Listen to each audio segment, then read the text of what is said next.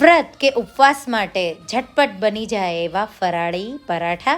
તો આપણે આ સાબુદાણા બટેટાના પરાઠા બનાવીશું. આમાં સાબુદાણા પલાળવાની ઝંઝટ પણ નથી.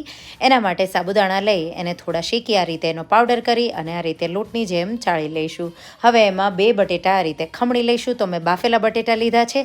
લીલા ધાણા, જીરું, મરી, મીઠું, ચીલી ફ્લેક્સ અને તમે જે પણ મસાલો જે ખાતા હોય એ ઉમેરી શકો. અને થોડું લોટ પર આ રીતે પાણી છાંટી લોટ બાંધી લઈશું. થોડીવાર રેસ્ટ થવા દઈશું.